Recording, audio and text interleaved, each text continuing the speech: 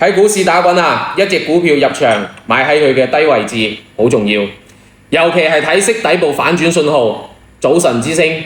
佢就好似黑暗中嘅啟明星一樣，話俾你知個天就快光啦，反彈可能要嚟啦。另外，點解話我哋睇 K 線要睇 K 線組合呢？因為睇單條 K 線往往都係老點你嘅。想像一下，股價就好似一群人拔河一樣，如果淨係睇一日啊，一條 K 線，可能只係其中一方突然間出蠱惑，唔代表對方真係冇料到。單條 K 線，譬如一條大陽線，可能係利好消息嘅刺激，亦都有可能係莊家故意拉高股價，呃你接盤。呃人嘅 K 線太多啦，而 K 線組合就係連續幾日多空雙方咬手瓜嘅結果，就好似睇咗幾日拔河比賽，邊個強邊個揸，趨勢有冇真正嘅逆轉苗頭，就清楚得多啦。早晨之星係一個經過市場千錘百煉、可靠性特別高嘅3日底部反轉組合。呢3條 K 線組合等於講咗個跌轉升嘅故仔。早晨之星係由連續3條 K 線構成嘅，形態好明顯。第一日陰線空頭嘅狂歡樣，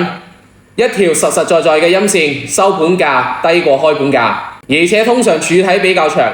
表明跌勢兇猛，空頭完全掌握咗局勢。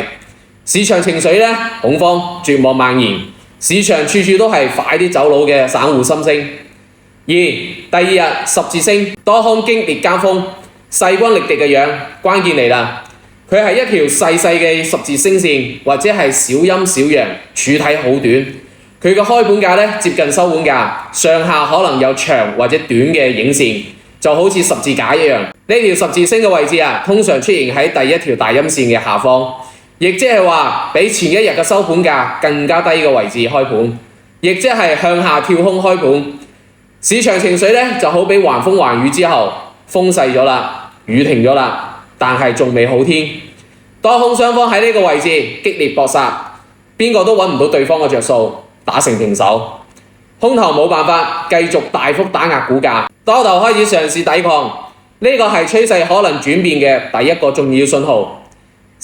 跟住落嚟第3日大陽線，多頭吹雞要喐手嘅樣，一條強而有力嘅大陽線，收盤價遠遠高於開盤價，柱體呢越長越好。呢條陽線嘅位置啊，強勢咁樣插入，甚至乎完全覆蓋第一條大陰線嘅柱體部分，收盤價至少要高於第一條陰線嘅中間位置，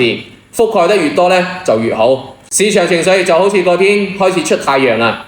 多頭經過前一日嘅試探同埋蓄勢，發起全面進攻，取得壓倒性勝利。市場